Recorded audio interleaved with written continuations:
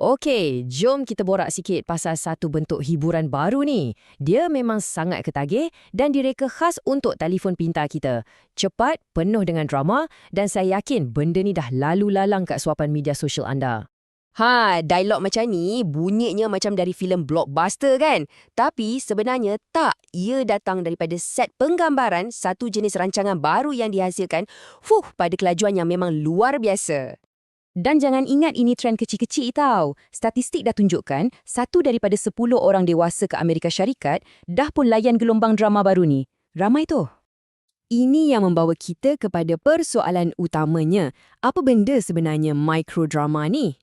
Okey, senang je nak faham. Cuba bayangkan ia macam filem-filem mini. Tapi ia dirakam menegak khas untuk skrin telefon anda. Setiap episod cuma sekitar 90 saat.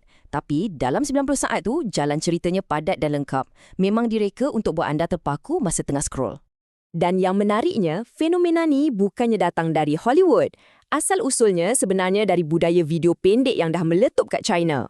Jom kita tengok sekejap garis masa ni. Semuanya bermula bila platform video pendek kat China jadi popular gila. Tiba-tiba je pada tahun 2023, pasaran microdrama kat sana dah bernilai $5.3 bilion.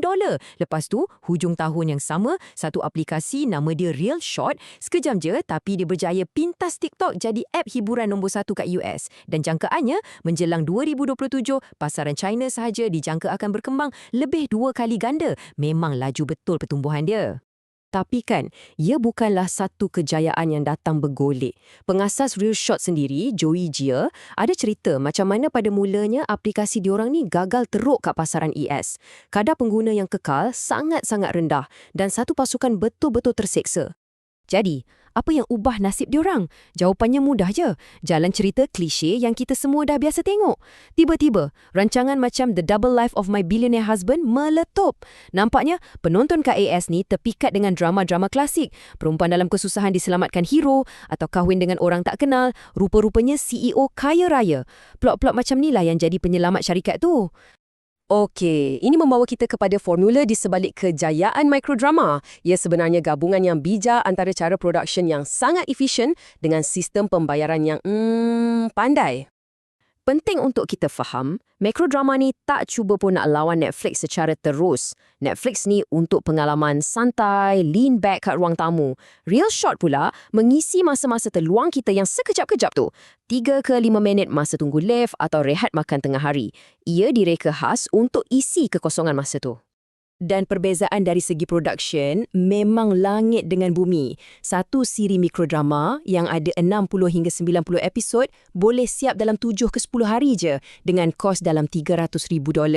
Sekarang bandingkan dengan Squid Game, Netflix, 9 episod, 7 bulan penggambaran, kos pula lebih $21 juta. Skala dan kelajuan dia memang satu revolusi. Model bisnes diorang pun sama bijak. Diorang guna strategi freemium. Mula-mula, anda dipancing dengan beberapa episod pertama. Percuma je. Kemudian, bila cerita tengah tegang-tegangnya, episod tu habis. Cliffhanger. Nak tahu apa jadi lepas tu? Kena bayar sikit. Dan bayarannya pun bukan mahal. Sekitar 20 sen je untuk buka satu episod penting. Inilah yang buatkan kita yang dah ketagih nak tahu sambungannya, rasa, alah bayar je lah. Senang sangat nak buat keputusan tu. Sekarang, jom kita kupas ramuan rahsia kejayaan diorang, iaitu macam mana diorang guna data penonton secara real time untuk hasilkan kandungan.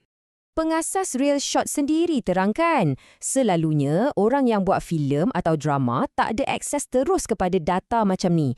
Diorang tak tahu pun kat minit keberapa penonton berhenti tengok atau babak mana yang buat orang sanggup bayar.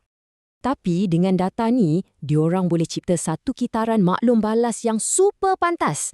Dalam masa 3 bulan je, apa yang diorang belajar daripada cara anda menonton boleh digunakan untuk hasilkan drama popular yang seterusnya.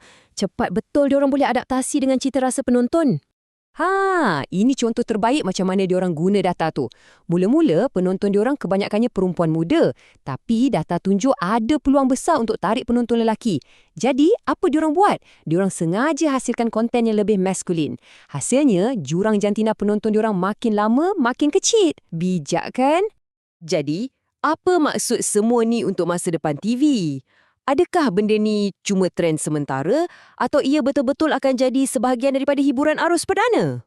Walaupun Real Shot masih lagi peneraju, persaingan makin sengit. Pesaing macam Drama Box dan Good Shot tengah naik dan syarikat gegasi macam TikTok pun dah masuk gelanggang dengan platform diorang sendiri. Pasaran ni makin panas. Skala produksi diorang pun dahsyat. Real Shot sahaja merancang nak hasilkan 600 rancangan tahun ni je. Cuba bayangkan berapa banyak kandungan tu. Tapi kan, cita-cita pengasas dia lebih besar dari itu.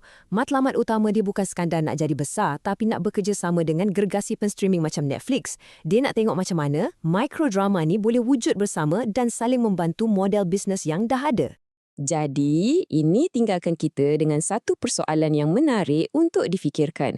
Dengan cara hidup kita yang makin laju dan tumpuan yang makin pendek ni, adakah rancangan kegemaran anda yang seterusnya akan diceritakan dalam siri-siri pendek 90 saat je? Apa agaknya jawapan anda?